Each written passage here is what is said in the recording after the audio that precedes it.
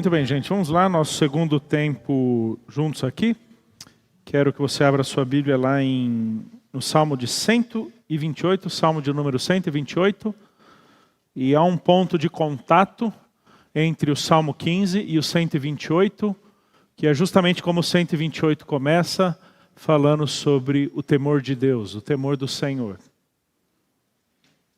Salmo 128, quero ler do versículo 1 ao versículo 6. Bem-aventurado aquele que teme ao Senhor e anda nos seus caminhos. Do trabalho de tuas mãos comerás, feliz serás e tudo te irá bem. Tua esposa no interior de tua casa será como a videira frutífera, teus filhos como rebentos da oliveira, a roda da tua mesa. Eis como será abençoado o homem que teme ao Senhor.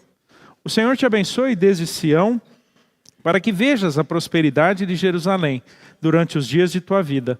Vejas os filhos de teus filhos, paz sobre Israel. Salmo de número 15 fala sobre o honrar, o dignificar aqueles que temem ao Senhor. E o Salmo 128 começa falando exatamente sobre aquele que teme ao Senhor. Antes de expor propriamente os versos aqui desse Salmo, eu queria fazer duas observações dele que eu acho muito interessantes.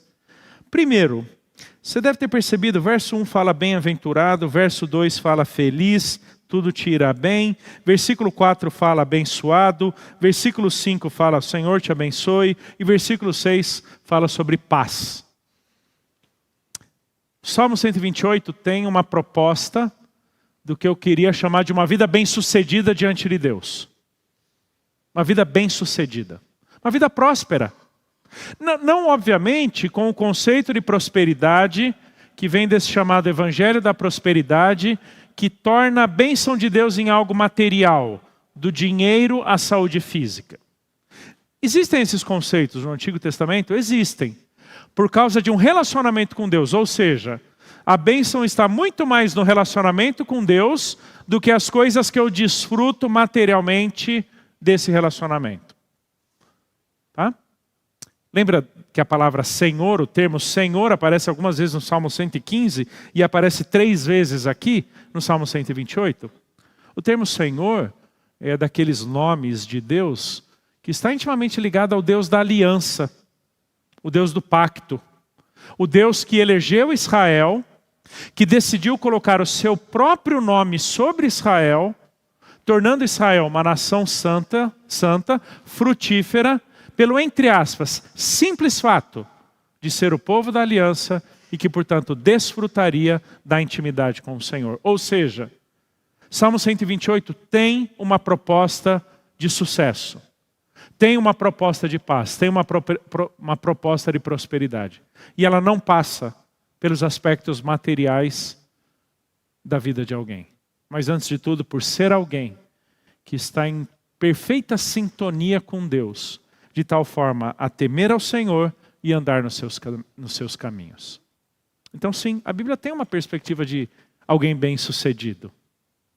E a segunda observação que eu faço é a progressão aqui do Salmo, que começa com um indivíduo e termina com uma nação.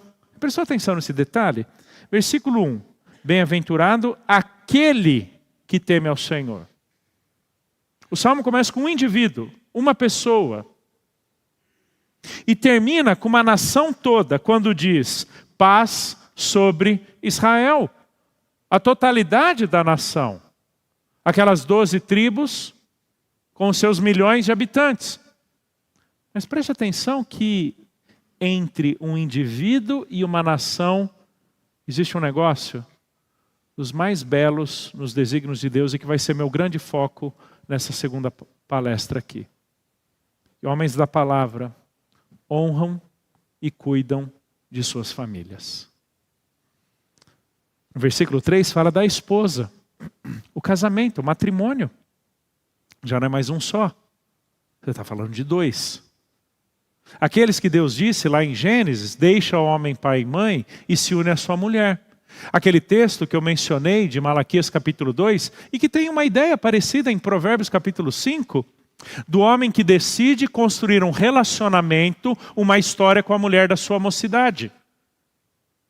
E é interessante que nenhuma outra instituição, nenhuma outra ilustração é tão usada por Deus na Bíblia inteira para falar sobre o relacionamento dele com o seu povo quanto o casamento. O Antigo Testamento fala que Deus desposou, Deus se casou com Israel. E aliás, Jesus, o noivo, um dia se encontrará com a igreja, que é a sua noiva. Então, casamento é uma figura que perpassa toda a Bíblia. Você já percebeu que a Bíblia começa com um casamento e termina com outro? Começa com Adão e Eva e termina com Jesus e a igreja, as bodas do Cordeiro, ali em Apocalipse. Então, casamento não é simplesmente um relacionamento entre duas pessoas, mas é inclusive a perfeita ilustração sobre o relacionamento de Deus com o seu povo. Então, esse salmo que começa com o indivíduo e termina com uma nação, passa também pelo casamento. E agora, para um núcleo familiar um pouco maior, olha o versículo 3. Teus filhos como rebentos da oliveira, à roda da tua mesa. Os filhos. Um homem e uma mulher. Um homem, uma mulher e seus filhos. E aí no versículo 5, fala do Deus, Senhor te abençoe desde Sião, para que vejas a prosperidade de Jerusalém, a cidade, o Monte Santo. Já não é simplesmente uma única família, mas muitas outras famílias que estavam ali naquela cidade. E não apenas aquela única geração que vivia naquele exato momento, mas olha o versículo 6. Para que vejas os filhos de teus filhos, ou seja, as próximas gerações. Que o Salmo 78 fala com uma beleza impressionante. Aquilo que vocês ouviram, o que nos contaram nossos pais, não encubram aos seus filhos. Contem às vindouras gerações os louvores do Senhor, o seu poder e as maravilhas que fez. Contem para uma geração que ainda vai nascer, ela nem existe. Leguem, perpetuem uma memória, perpetuem os feitos de Deus de tal forma que gerações lá na frente que vocês nem verão, porque vocês já estarão mortos, elas recebam esse legado de fé. E aí então chega na nação como um todo. É muito bonita essa progressão. Às vezes eu fico pensando que a gente enfrenta algumas tentações na vida como homens. A gente quer ser muito significativo, não é verdade? A gente quer fazer algo bom. A gente quer deixar uma boa marca no trabalho que temos, nas pessoas com as quais convivemos, na carreira que decidimos. É raro, tá? Um homem que se preza querer ter uma vida medíocre. É raro. Podemos discutir se está aumentando a raridade de tal forma a se tornar comum. Verdade. Mas em geral, homens são honrados. Homens são preocupados com a sua história. Homens querem deixar marcas nessa história.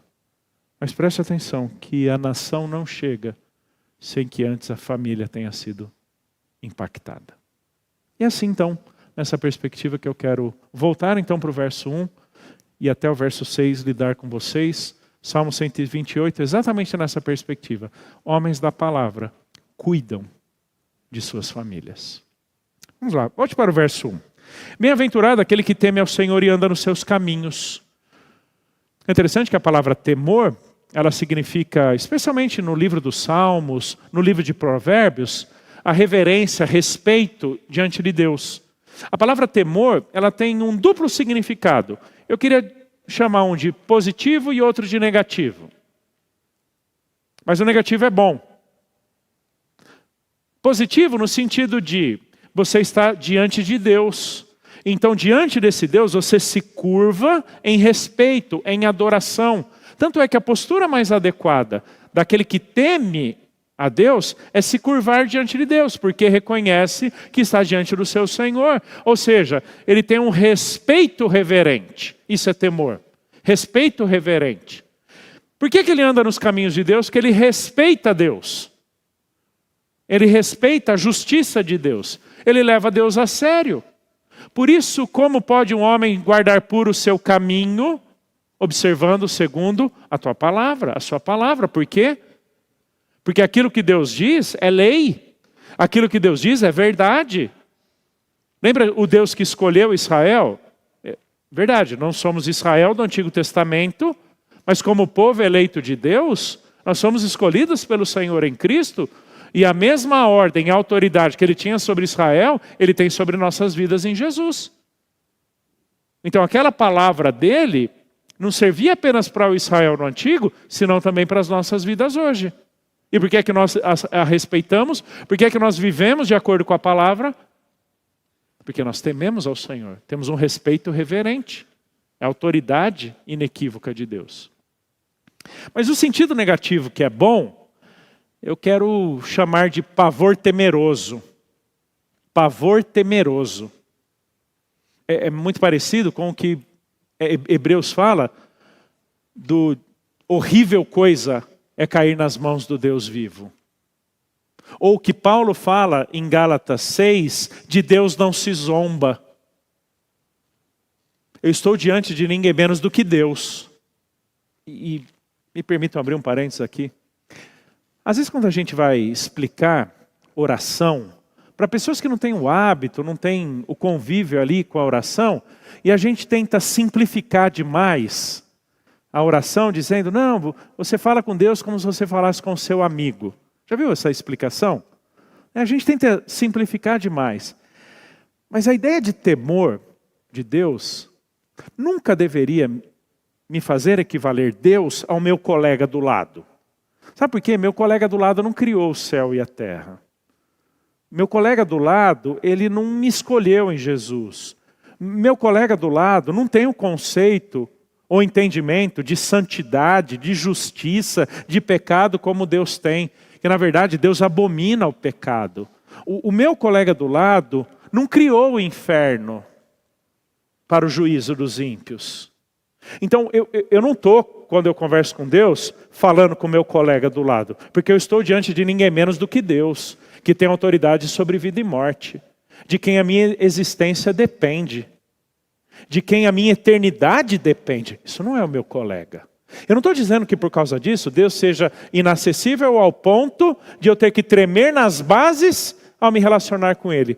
Não, você não precisa mais tremer nas bases. Sabe por quê? Porque em Jesus Ele já puniu o seu pecado. Mas não se esqueça, Ele é Deus. E de Deus não se zomba. Essa é a ideia de pavor temeroso.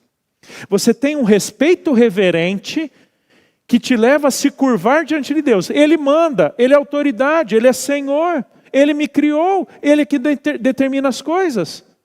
Mas ao mesmo tempo eu não vou brincar com Deus. Porque eu tenho que aprender a valorizar o que Deus valoriza. Eu tenho que aprender a gostar do que Deus gosta, a aprovar o que Deus aprova. Entendeu a pergunta do Salmo 15, que vimos agora há pouco? Quem, Senhor, que vai habitar no teu tabernáculo? Quem é que vai morar no teu santo monte? Não é quem eu acho, é quem Deus acha. Não é o que eu estabeleço como prerrogativa, é o que Deus determina como prerrogativa e como propósito. Então esse é aquele que teme ao Senhor, é o que leva Deus a sério. Esse que teme a Deus desse jeito, com respeito reverente e pavor temeroso, é muito bem-aventurado. É interessante a expressão bem-aventurado, porque ela volta, no contexto judaico, embora agora na língua grega, em Mateus capítulo 5, as chamadas bem-aventuranças. Lembra das bem-aventuranças? Essa é a ideia. É alguém feliz, é alguém realizado, é alguém próspero na sua vida.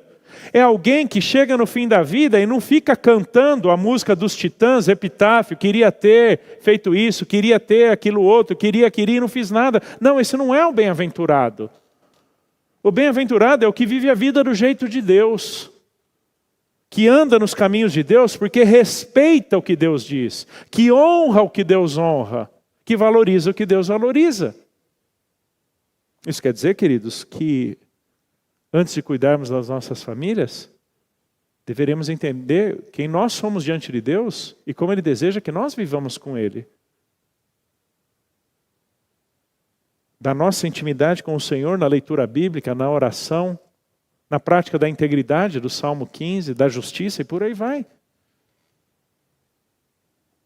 Bem-aventurado aquele que teme ao Senhor e anda nos seus caminhos. Do trabalho de tuas mãos comerás, feliz serás e tudo te irá bem. Se você voltar para o Salmo 127, na verdade, Salmo 127 e 128 deveriam ser lidos juntos. Mas pela concisão do nosso tempo, eu preferi ficar só no Salmo 128. Olha o verso 1 do Salmo 127. Se o Senhor não edificar a casa, em vão trabalham os que a edificam. Se o Senhor não guardar a cidade, em vão vigia a sentinela. Inútil vos será levantar de madrugada, repousar tarde, comer o pão que penosamente granjeastes. Aos seus amados ele o dá enquanto dormem. O que quer dizer esse do trabalho de tuas mãos comerás, feliz serás e tudo te irá bem? Do 128:2?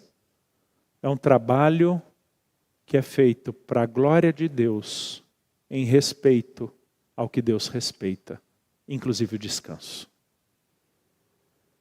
Você percebeu o 127, verso 2?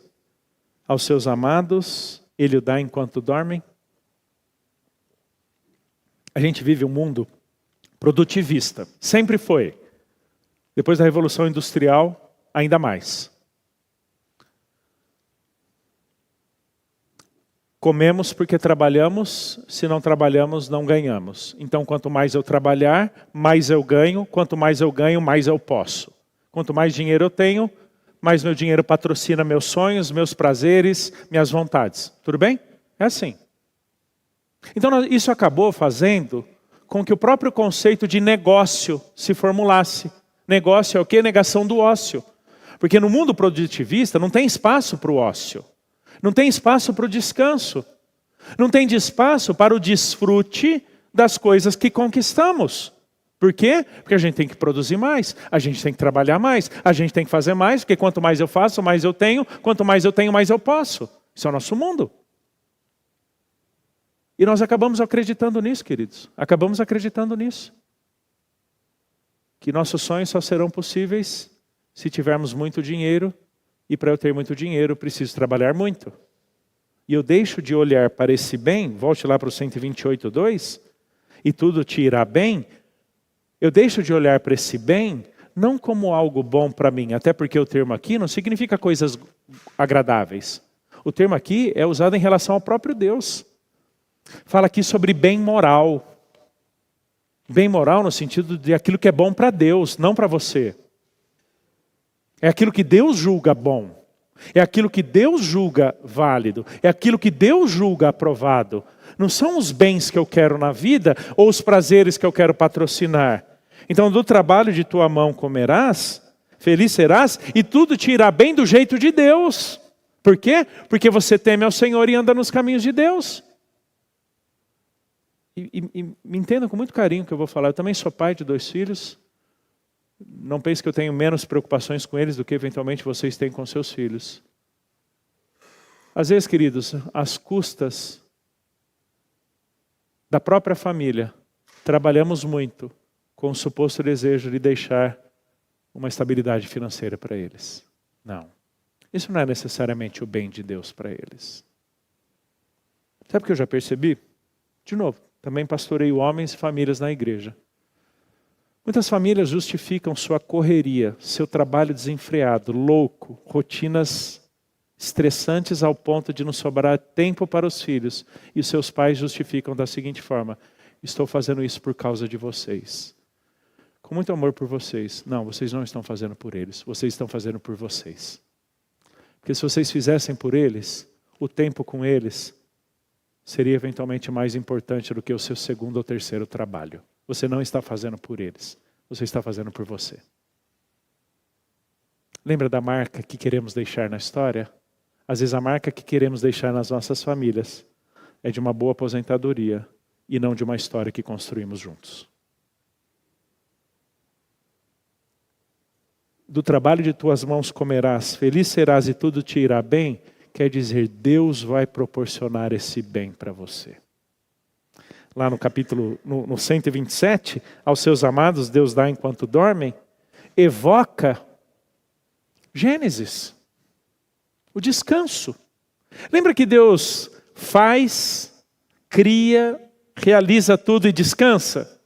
Sabe qual é a resposta padrão das pessoas ao serem questionadas por que Deus descansou se Deus não se cansa, a resposta padrão é a seguinte, para deixar um exemplo para a gente, não é verdade? Desde quando Deus precisa dar o exemplo para que seja obedecido? O Deus que eu acredito na Bíblia não precisa. Ele basta ordenar e é suficiente.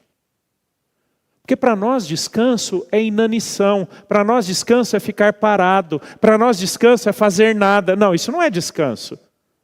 Presta atenção, o que menos se faz no descanso é nada.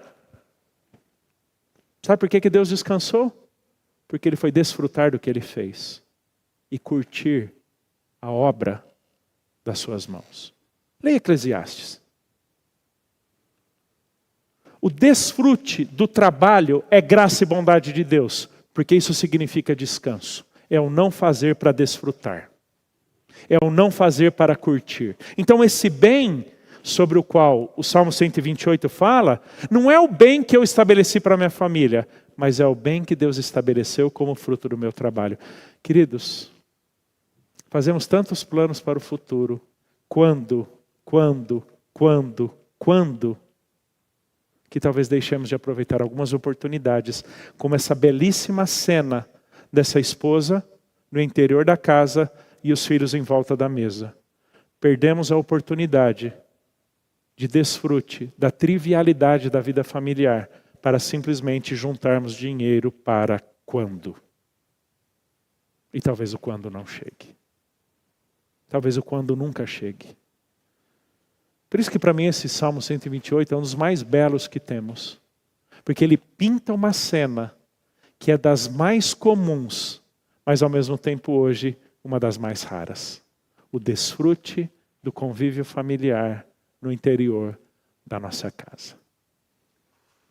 Eu lembro que uma vez eu estava pregando, Salmo 127, e eu falei, inútil vos será levantar de madrugada, repousar tarde, comer o pão que penosamente granjeastes, aos seus amados ele o dá enquanto dorme. Terminou, um jovem me procurou, eu falei, Helder, então quer dizer que aos amados de Deus ele dá enquanto dorme? Eu falei, sim.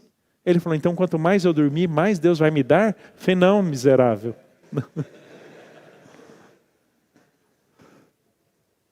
Mas você percebeu o que o Salmo está falando? Deus provê aquilo que nossos esforços não constroem, porque aprendemos a descansar no Senhor. Queridos, eu não estou condenando nossa atitude, às vezes, de querermos prover o melhor para nossas famílias. Mas quando nós dizemos que estamos nos sacrificando pelo trabalho, por causa da família, talvez estejamos nos sacrificando por nós mesmos e não pela família. Porque o maior sacrifício que você pode fazer pela sua família é viver a trivialidade do convívio com ela dentro de casa.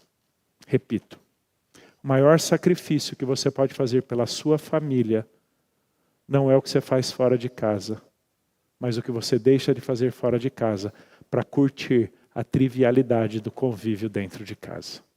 Quanta coisa você está deixando de ganhar para poder desfrutar aquilo que nenhum dinheiro pode comprar. Convívio. Esse é o bem que o Salmo 128 fala.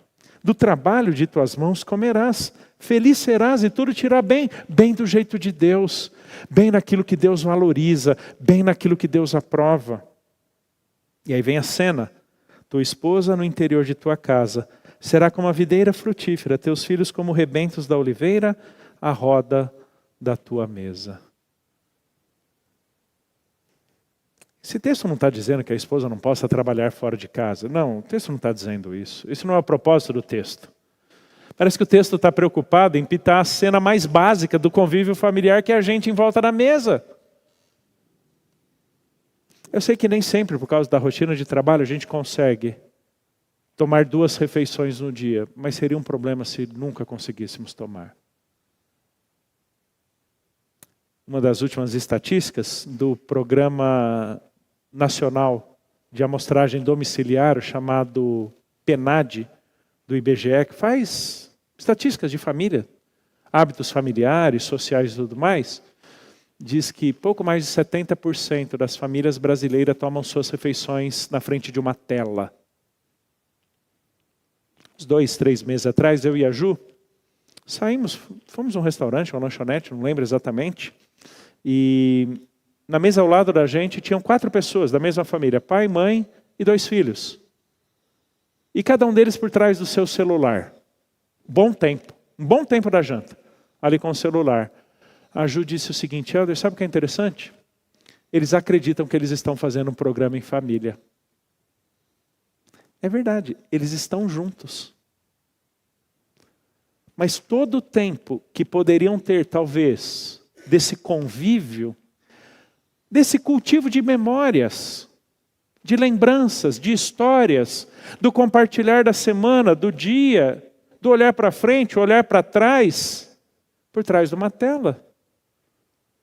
Eu não sou contra a tecnologia, pelo contrário, eu sou muito tecnológico, muito. Sou fascinado com tecnologia. Mas parece que a tecnologia tem nos roubado de nós mesmos e das coisas que deveríamos valorizar tanto. Como, por exemplo, a família. Quero falar para vocês que são pais de filhinhos pequenos. Li uma reportagem muito interessante falando que o celular é a chupeta do século 21. Quando a criança não conseguia ficar quieta num lugar, a gente tacava a chupeta. Hoje entrega o celular. Daquelas telas que ficam no encosto da poltrona do carro para as crianças assistirem. Cada uma delas tem um celular na igreja.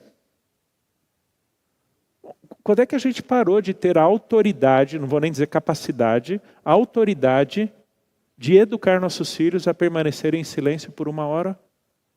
É mais fácil dar uma tela. O que a gente está ensinando com isso?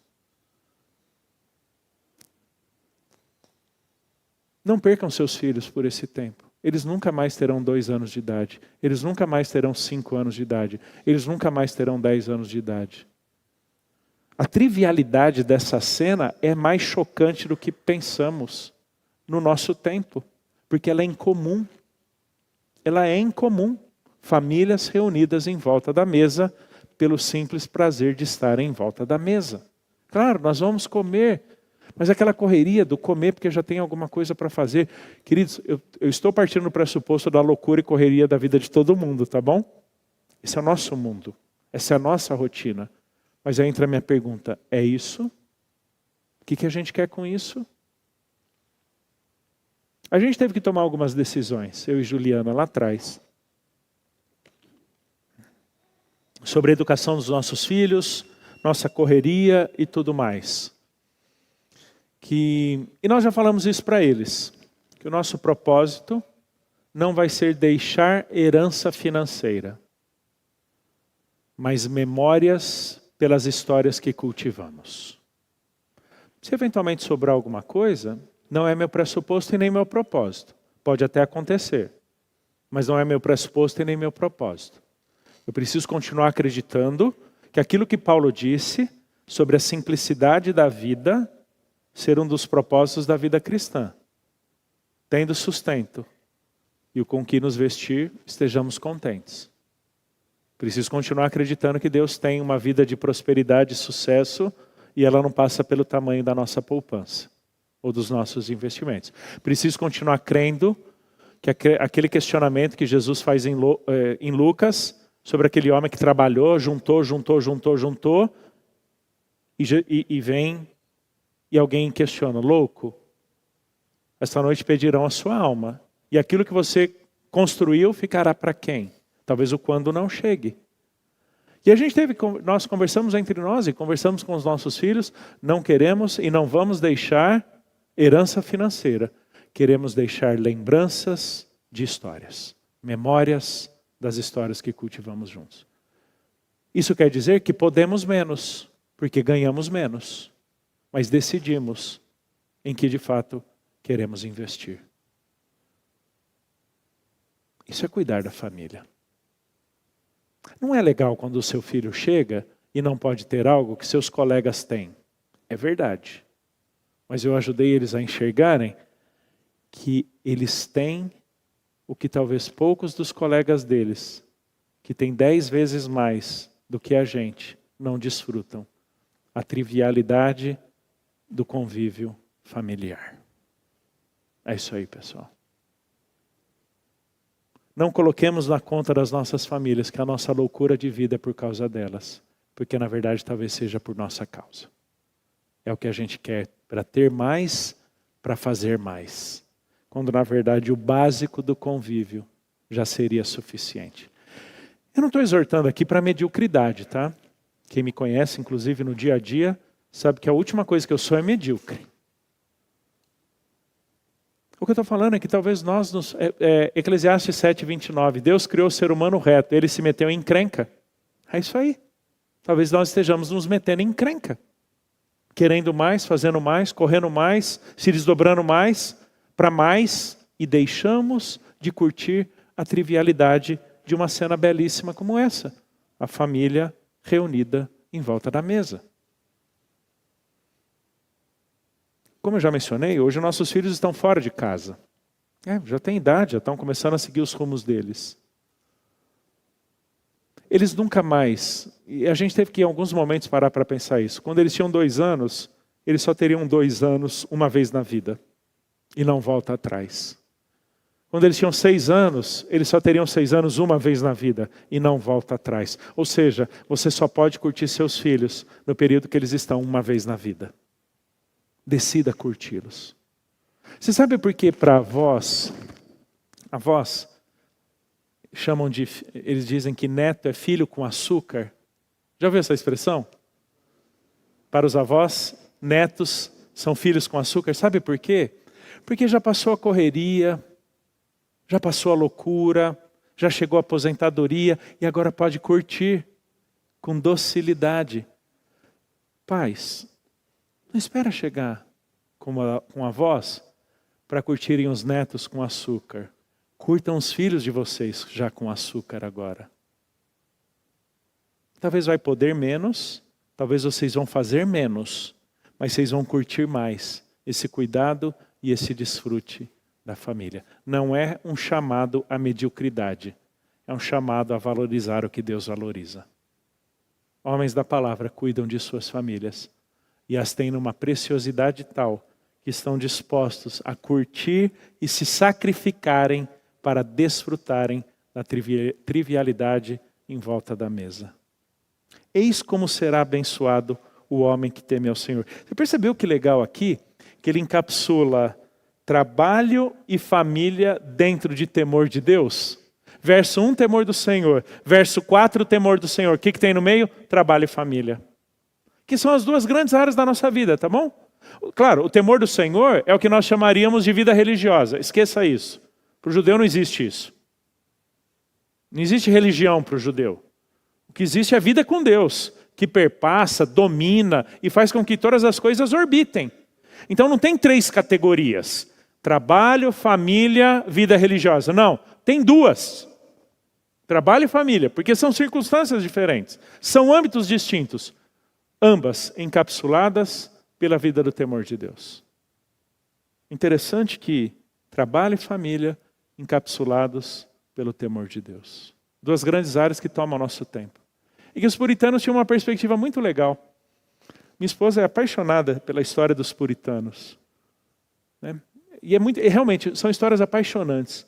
Como eram crentes dedicados, honrados, tementes ao Senhor, absurdamente zelosos. Acabavam, verdade, sendo até legalistas em algum ponto. Mas que queriam, de fato, honrar ao Senhor. Eles normalmente dividiam seus dias em blocos. Um bloco para o trabalho, um bloco para o descanso e um bloco para todo o restante, do convívio familiar, o lazer, o trabalho doméstico e tantas outras coisas. Mas eu acho interessante como eles valorizavam a família como um bem supremo. Não apenas para o quando chegasse, mas para esse convívio no dia a dia. Então eis como será abençoado o homem que teme ao Senhor. O Senhor te abençoe desde Sião para que vejas a prosperidade de Jerusalém durante os dias da tua vida. Vejas os filhos de teus filhos, paz sobre Israel. Me lembro muito de Provérbios, quando Provérbios diz, né? O homem que anda na sua integridade, felizes são os filhos que vêm depois dele. Felizes são os filhos que vêm depois de um homem íntegro, de um homem honesto, de um homem que teme ao Senhor. E eu diria para vocês, homens, que esse é o nosso maior legado. Como já mencionei, na primeira pregação. O maior legado que podemos deixar para os nossos filhos é uma vida de temor ao Senhor. No temor do Senhor tem um homem forte amparo, e isso é refúgio para os seus filhos. Não estou dizendo não se preocupe com o cuidado financeiro, acadêmico, profissional deles. Se preocupe, mas não às custas deles próprios. Tá bom? Não, nunca às custas deles próprios. E aí eu quero ler um texto com vocês. Abra sua Bíblia lá, ou coloque aí no telão para a gente. Eclesiastes, capítulo 5. Eclesiastes, capítulo 5, versículo 18. Eclesiastes tem muitos textos que falam sobre trabalho, família e desfrutar da vida. Muitos.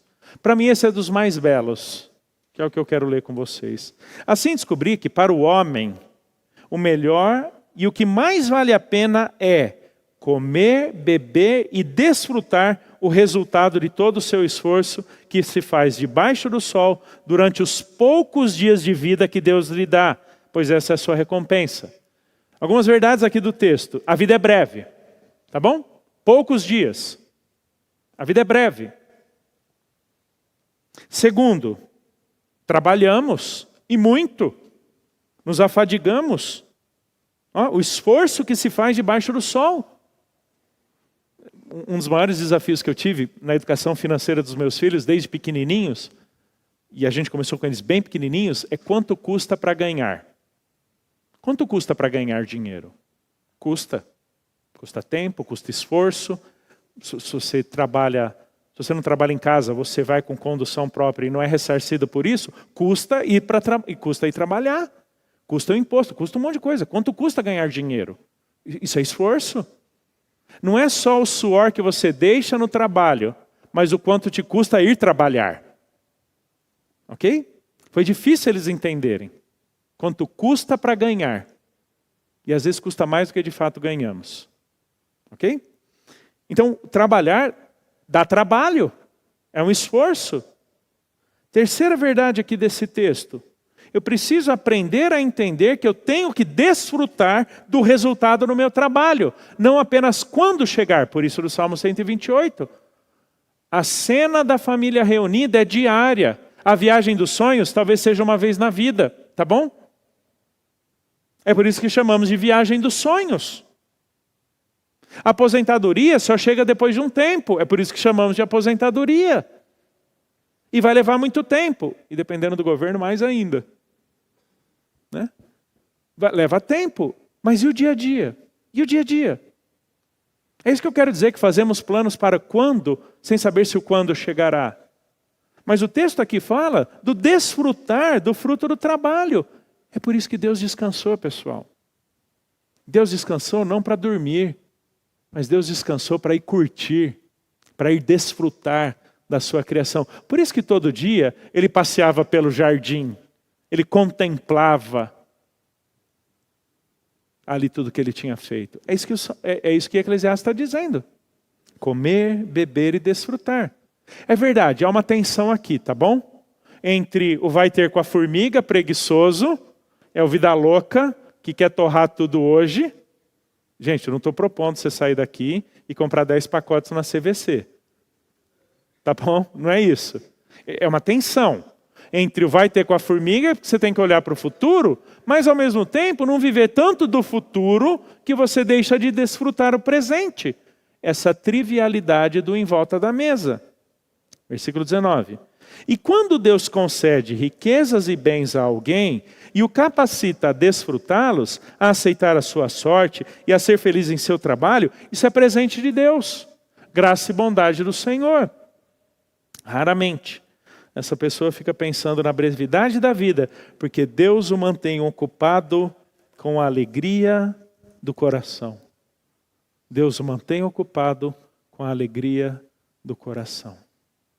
A minha pergunta é sempre a seguinte: quanto espaço tem na tua agenda para que Deus te ocupe com aquilo que alegra o coração dele e o seu? Às vezes a nossa agenda está tão tomada por tanta coisa que não sobra espaço para aquelas coisas que alegram o coração. Aquelas coisas com as quais Deus nos ocupa, como por exemplo família. Queridos, ninguém decide se divorciar da noite para o dia. Um mundo de coisas acontece para que de repente da noite para o dia alguém decida se divorciar. Mas o quanto nós cultivamos do convívio com nossas esposas, da intimidade com elas. Aquilo que Paulo fala em 1 Coríntios 7:32, o homem que se casou cuide das coisas do mundo de como agradar a esposa. E a mulher que se casou cuide das coisas do mundo de como agradar o marido. Falo isso frequentemente lá para os nossos casais, inclusive hoje sai rapidinho daqui para lá, que temos encontro de casais, a gente faz bimestralmente. Frequentemente eu falo, nós lamentavelmente achamos que para cultivar tempo em casal tem que gastar dinheiro. Quando é que a gente começou a dizer que para ter tempo juntos que vale a pena tem que ir para um hotel, fazer uma viagem ou um restaurante caro? E nós perdemos a trivialidade. Olha de novo a cena do Salmo 128. Queridos, a viagem dos sonhos é dos sonhos porque não acontece todo dia. Entendeu? E a gente vive muito nesse quando lá na frente e deixamos de cultivar esse todos os dias com as coisas que alegram o coração. Eu quero desafiar vocês a saírem daqui e pensar em pelo menos uma ou duas coisas que alegram o seu coração, no seu convívio familiar, no seu desfrute da vida e que talvez já faça muito tempo que você não tem separado tempo para isso. Você sai daqui com um desafio de realmente olhar para a tua agenda e deixar Deus te ocupar com aquilo que alegra o coração, não só com aquilo que consome esforço e tempo. Rubem Alves tem uma expressão muito legal. Tinha, né? Falecido já. Que ele falava que algumas das caminhadas dele, ele levava os olhos para passear. Relógios antigos, aqueles tipo de parede bem antigos, eles traziam, muito antigos mesmo, eles traziam uma expressão em latim neles, tempus fugit, que significa o tempo voa. Eu peguei essa ideia do Rubem Alves e essa expressão do relógio. Quais são algumas coisas que eu tenho que fazer para levar os olhos para passear? Para desfrutar das trivialidades. De novo, viagem dos sonhos talvez só aconteça uma vez, por isso que é dos sonhos. Mas levar os olhos para passear não precisa ser uma vez na vida, outra na morte. E outra expressão que eu peguei é o tempus fugit. A ideia de tempus fugit quer dizer o tempo voa, você não viu passar. Quais são algumas coisas que te tiram da correria, da loucura, do estresse e você não percebe o tempo passar? Deixa eu te dizer, não pode ser maratonar uma série da Netflix e nem dormir 14 horas no fim de semana, porque isso não se cultiva relacionamento. Estou falando coisas que a gente vai fazer junto, tipo a cena do Em Volta da Mesa. Não estou dizendo que você não vai assistir Netflix, mas eu tenho muita dificuldade em entender que alguém que maratona, uma família, um casal, que maratona 6, 8, 10 episódios no fim de semana, esteja cultivando algo de intimidade. Tenho dificuldades. Ou tirou o final de semana para dormir, no total, 22, 24 horas. Isso existe, gente. Não, eu estou falando dessas trivialidades que a gente tem relacionamento, a gente tem conversa, a gente cultiva memórias e histórias. Coisas que alegram o coração. Tempus fugit. O que você curte fazer, que você não vê o tempo passar e que você anseia para que chegue de novo, para que você curta uma vez mais? Segue daqui com esses dois desafios. Olhar para a sua agenda e ver o que seria uma trivialidade que já ficou pelo caminho, por causa da correria, da loucura, do desgaste, mas que você deveria retomar com o propósito então de cultivar esse cuidado, esse convívio em família, como aquilo que Deus te mantém ocupado com o que alegra o seu coração. Podemos orar? Deus, muito obrigado pelas famílias que o Senhor nos deu. Esposas, filhos, alguns aqui até netos. Obrigado, Deus, pela bênção que é tê-los em casa. Ajude-nos, ó Deus, a fazer aquilo que é bom para o Senhor. A valorizar aquilo que o Senhor valoriza. A colocarmos nossos sonhos e projetos para as nossas famílias em segundo plano. quando eventualmente nos sacrificamos, doamos de um tempo que não temos para ter mais dinheiro, para supostamente fazermos mais coisas. Ajude-nos, ó Deus, a diminuir o ritmo, a eventualmente diminuir um pouco o ganho, para que desfrutemos da trivialidade do dia a dia e que não façamos apenas planos para o futuro quando algo chegar. Ajude-nos, ó Deus, a desfrutar do fruto do nosso trabalho, mantendo esse equilíbrio entre a provisão para o futuro incerto, mas ao mesmo tempo um desfrute e um curtir do dia a dia, naquilo que já recebemos como dádiva do Senhor. Ajude-nos, ó Deus, a ter nosso tempo ocupado pelo Senhor, com aquilo que agrada o coração. Essas histórias e memórias que cultivaremos com nossas famílias. Pois é em Jesus que nós oramos. Amém. Nós temos 3 perguntas aqui. Eu não sei se o Fabrício... temos 4 perguntas. Chegou uma aqui agora. Obrigado, querido. Quero convidar o Helder para vir aqui. 4 perguntas. Primeira delas, pastor. Já fui confiado com segredos onde a pessoa pediu para que não contasse a ninguém. Assim eu fiz, não contando nem mesmo para minha esposa. Mais tarde, quando a informação se tornou pública, minha esposa ficou bastante chateada por não tê-la contado. Nessa situação, devo manter o sigilo completo em respeito à pessoa, ou entender que eu e minha esposa somos uma só carne, que não deve haver segredos entre nós, mesmo que sejam segredos de terceiros? Joia, muito boa pergunta, muito boa mesmo. Quando eu falo tem casos e casos, eu não estou relativizando, mas tem de fato casos e casos. Primeiro, eu nunca assumo compromisso de sigilo sem saber o que é. Eu vou contar algo para você, mas você não pode contar para ninguém. Eu falei, não, primeiro me conte, depois eu digo o seu. Não, é porque tem coisa que já envolvia crime, inclusive. Ok? Coisa desonesta e perversa. Eu falei, não, eu não posso saber isso e não lidar. Não posso. Nós vamos procurar gente que vai ter que lidar com isso daí. Lembro de uma situação de adultério. Do marido não queria contar isso para a esposa. Queria me contar e eu tinha que guardar segredo. Para parar, não é assim não. Não, entendeu? Então assim, eu nunca assumo o compromisso do sigilo sem saber o que é. Porque, eventualmente, dependendo do que for contado, precisa ser tratado. Nós vamos ter que ir atrás, vai ter que ser lidado com gente, não vai ser assim, não. Então, eu nunca assumo compromisso de sigilo nesses termos. Segundo, eu nunca parto do pressuposto de que eu tenho que necessariamente falar para minha esposa. Isso não é um pressuposto. Por quê? Porque, eventualmente, existem coisas que não é porque a Juliana não tem maturidade ou conhecimento bíblico. Ela tem muito, mas é porque eu posso privá-la disso. Ela não precisa lidar com isso, não precisa. Porque existem alguns fardos que me dizem respeito, que não dizem respeito a ela. Do mesmo jeito que ela eventualmente carrega alguns fardos em relação a outras mulheres que eu não preciso carregar. E está tudo bem. A cumplicidade não está no você saber tudo de todo mundo, mas no você confiar que o que você sabe é o que você deveria. Isso é cumplicidade. Ou seja, chegou para mim o que eu deveria. Então eu não parto do pressuposto que a minha esposa tem que saber de tudo.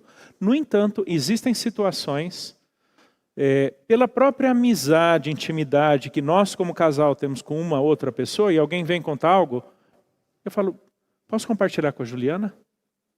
Para a gente orar por isso? Às vezes a pessoa fala, pode. E eu confio muito na Ju, muito de muito, e eu sei que ela não vai contar. Tá? Mas eu falo para a pessoa, posso compartilhar com a Ju? Então esses são 3 elementos que eu pauto muito do meu, entre aspas, sigilo ou não de algumas coisas. Acho que tem uma vantagem nisso. O Helder é 0 curioso na vida alheia. Então pouca gente quer contar segredo para o Helder. Porque eu não tenho muito interesse. De novo, lembra daquele rapaz que eu falei, daquele amigo? Se você é a pessoa que muita gente quer contar segredo, isso me preocupa. Porque talvez não seja segredo. Porque na verdade ela quer que passe adiante. Né? Então eu não sou das pessoas que sabem muitos segredos, porque eu não tenho muita curiosidade. Né? Eu tenho um moto, não sei se ele é muito bíblico, mas ele é muito bom. Né? Que é o seguinte, o que não me implica não me interessa. O que não me implica não me interessa. Agora, se tem implicações sobre mim, aí eu preciso saber. Se não, se é simplesmente curiosidade, eu não tenho interesse em saber. Porque se eu ficar sabendo, eu vou ter que lidar. E se não me implica, não pode me interessar. A quem interesse, que fique sabendo. Mas o elder não precisa saber de tudo. Quando eu falo que não é bíblico, eu estou brincando, né? Mas quando fala do mexeriqueiro, não seja muito frequente na casa do seu próximo. É isso que eu estou tentando fazer. Se não me diz respeito, se eu não tenho a capacidade de lidar, eu não preciso saber. Isso envolve de coisas que mulheres falam para Ju. Agora, vem um homem, vai contar segredo para Ju, ela primeiro que nem vai aceitar. E vem uma mulher me contar segredo, ela pode ter certeza que eu não vou guardar e eu nem vou querer saber. Se uma mulher chega e fala, eu tenho um segredo, fala para a Ju. Ela vai adorar saber, eu não tenho o menor interesse. Segredo de uma mulher para mim, isso não faz o menor sentido. Né? Então é aquilo, a Ju vai ter condições de lidar com aquela mulher, eu não. Então se não me implica, não me interessa. Tem que implicar para quem interessa, né Ju? É isso mesmo, né? Minha esposa está lá em cima. Chegou a Ju está aqui, viu? É Ô isso Ju, aí. vem aqui, fique de pé aí de onde você está. Essa é a Juliana, que carrega os fardos do elder. Isso para não falar que me carrega, né? Que eu sou o fardo dela. Tudo bem, gente, com essa questão de confiabilidade e de cumplicidade aí nos segredos? Acho que é isso. Uma outra pergunta, por favor, poderia explicar mais sobre o temor no Senhor? Joia. Essas duas expressões que eu usei, né? Respeito reverente e pavor temeroso. O termo hebraico é yarê. E o termo yarê tem muitos derivados. Muitos. Ele é usado num contexto que nós chamaríamos de cultico. O que é o cultico? Do momento de culto, de adoração a Deus. Lembra quando o indivíduo humilhado, ele se jogava no chão, rasgava suas vestes? Isso é yarê. Yarê na prática, né? Yarê é o termo hebraico para temor. Ele está tão humilhado, ele está tão desgraçado diante de Deus que ele se rasga e se lança no Senhor, né? E isso é temor de Deus. Ele reconhece que só Deus pode fazer alguma coisa. Então é um termo que tem um uso muito cultico, muito do que nós chamaríamos de vida religiosa. Mas lembra, o judeu não tem esse conceito, né? O judeu não tem trabalho, família, lazer e religião. Não. Deus é aquele em torno de quem todas as coisas orbitam, né? Ele vive em Deus, ele vive para Deus, ele vive com Deus no trabalho, na família, no templo e por aí vai, né? Então esse uso cultico é um dos mais interessantes para mim. Tanto é que quando eu estou numa celebração, eu tenho que lembrar, eu estou diante do Senhor e tudo que eu estou falando é para o Senhor. Então eu tenho que levar muito a sério isso daqui, né? Porque eu estou diante de Deus. Não como se Deus não estivesse lá no meu carro. Não, Ele está no meu carro. Só que o momento de culto não equivale ao meu da direção. Tá bom? Não equivale. Então o temor de Deus tem essa ideia do respeito reverente, o se curvar, se lançar no chão, mas tem o do pavor temeroso. Tremer mesmo. Tá? Tremer mesmo, porque você está diante de Deus. Deus que é fogo consumidor, o Deus que criou, o Deus que intervém, o Deus que pune, o Deus que disciplina. Agora, como eu falei, em Jesus, isso tudo já está resolvido, né? Devo levá-lo a sério, sem o medo da punição eterna, porque Jesus já resolveu isso para a gente, né? Legal. Como o irmão vê a questão dos solteiros na vida da igreja? O ministério de pastores solteiros, como o reverendo John Stott, e os benefícios que tais ministérios trazem para o reino de Deus, 1 Coríntios 7, 27, 35. Frequentemente percebo que as igrejas veem com preconceito os solteiros. Joia. Não sei quais seriam essas igrejas. Eu lembro pelas quais nós passamos, todas elas tinham ministérios com solteiros mais velhos. Por exemplo, na nossa própria igreja, eu e Ju, que lideramos um ministério, lá o ministério nosso de juventude se chama Alive. Nós temos um grupo chamado Alive Plus, que é o pessoal de 25 anos para cima, solteiro, que a gente desafia a vida em Jesus, comemos juntos. É como se fosse um pequeno grupo de igreja. E eles são extremamente ativos no ministério da igreja. Muito ativos, isso é muito legal. Até ontem à noite nós teríamos o encontro, não pudemos ter, porque a maioria estava envolvida em outros ministérios da igreja, de ensaio, Páscoa e outras coisas que aconteceriam ontem à noite. Então, eu fiquei muito feliz de ter cancelado o encontro de ontem, porque a maior parte do nosso público está envolvido ministerialmente e não poderia estar no grupo. Então eu acho isso muito legal, né? Eu não conheço talvez outros contextos que desprestigiem ou não valorizem. Primeira coisa que eu faço, que eu sou muito cuidadoso, eu evito piadas do tipo, vamos fazer intercâmbio para ver se alguém casa. Isso já é sofrido para alguns deles, eventualmente não terem se casado. Eu nunca vou querer brincar ou fazer piada com quem não se casou, porque isso dói, isso machuca para muitos deles. Alguns não queriam ficar solteiros, não sabemos todas as circunstâncias, mas alguns ficaram. Então brincar, fazer piada, ser jocoso com isso, está completamente fora do meu trato com eles. Eu quero ser o mais respeitoso com eles, porque eu não sei, não conheço a história deles, né, de todos. Alguns eu conheço, foram muito tristes. Por exemplo, nós temos uma situação, isso é muito triste, que nós conhecemos de uma mulher que se casou, o casamento nunca se consumou, num relacionamento sexual, e ela de repente é divorciada com um mês de casamento. Ela está sozinha. Ela é uma divorciada sem sexualmente nunca ter se casado. Eu não vou poder brincar com isso. Sabe? Eu não vou poder tirar sarro disso. Então assim, piada, brincadeira, eu corto completamente, porque dói, machuca para muita gente. Segundo, a maioria deles são adultos, a maioria deles é de adultos, ou seja, eles já estão no convívio do corpo. Pequenos grupos, outros ministérios, homens, mulheres, eles servem em vários outros lugares. Então eles encontram um senso de pertencimento, realização e frutificação, comunhão em outros lugares. Eu não preciso só juntá-los num grupo, tipo esses dos 25+, para achar que aqui agora eles têm comunhão. Não.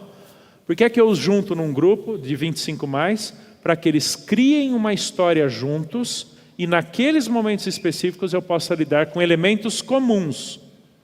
Mas eles vão estar no restante do convívio do corpo. Eu não os distingo muito, eu os distingo de vez em quando. De vez em quando é para juntar, para tratar específico. O restante, queridos, que Deus abençoe vocês, vivam a naturalidade do corpo, né, ou com a expressão que eu uso, né, se envolvam com os tecidos da igreja. Vivam a vida de vocês, né? Alguns deles acabam tendo mais disponibilidade de tempo, é verdade, foi mencionado o John Stott. Eu poderia mencionar alguns outros no Brasil. Vieram se casar bem, quase depois de 60 anos. Um dos maiores teólogos da própria igreja presbiteriana do Brasil. Pela providência de Deus, ele veio se casar muito velho. Tá? O quanto ele produziu antes do casamento foi impressionante. Talvez ele vai produzir menos agora e está tudo bem. Tá joia? Porque agora ele tem um outro bom foco com o qual ele tem que dividir o seu tempo. Isso é o que Paulo fala, 1 Coríntios 7:32. O que se casou, cuide das coisas do mundo de como agradar o marido, a esposa. A que se casou, cuida das coisas do mundo de como agradar o marido. E a que não se casou, cuida das coisas do Senhor. Tem mais tempo para isso, é natural. Né? É natural, então tem mais tempo, maior disponibilidade, envolva mais. Tem muita coisa para fazer. Né? O John Stott é um exemplo disso, teríamos vários outros. Acho que o meu ponto principal, e sempre que eu posso eu falo, fazer piada está fora, porque dói, machuca. Né? Falando para a turma aí dos seus 30 anos para cima, eles não ficaram sozinhos, eventualmente porque quiseram. Tá? Tem uma pergunta aqui que eu vou resumir, tá bom? É tirar vantagem da fragilidade financeira de alguém eu adquirir bens de leilões que foram, enfim, por questões financeiras, eu arrematar isso por um preço mais baixo, por causa de recuperação, de alienação fiduciária, etc. Joia. Eu não sou o maior entendido no mercado de leilão, mas eu sei que existem muitas razões por que algo vai para leilão. Desde apreender bens, né, coisas ilegais, desde uma aduana ali no porto até a Polícia Federal no aeroporto. Tá? Então existe isso. Segundo, existem muitos bens que vão para leilão fruto de incompetência financeira, não fragilidade, dolo, má fé. Gente que comprou de um jeito que não deveria, se comprometeu de um jeito que não poderia, isso é má fé. Tá? Isso é exibicionismo, isso é ganância, isso é pecado. Existe a fragilidade, de novo, eu não sou, nem juridicamente sou o maior conhecedor. Me parece que a própria justiça eventualmente protege essa turma, de diversas outras formas. Sim. Algo quando vai a leilão é porque foi o último do último caso. Eu vejo, de vez em quando, né, lendo no jornal, uma casa foi a leilão depois de estar já penhorada, não sei quanto tempo, que a dívida rolou por 10 anos. Então, sabe, quando algo vai para leilão, não sei se tem algum especialista aqui em leilão, algo quando vai para leilão é o último do último caso. Né? Então a ideia da fragilidade não me parece ser tão de imediata. Eu não paguei meu financiamento hoje, meu apartamento está em leilão amanhã. Não, a própria justiça protege essa turma de diversas formas. Vamos lá. Então não acho que seja Tirar proveito, abusar, acho que não. Como lidar com colegas de trabalho irreverentes, mas que você precisa conviver diariamente com eles? Ora para Deus levar... Não, estou brincando. Isso é...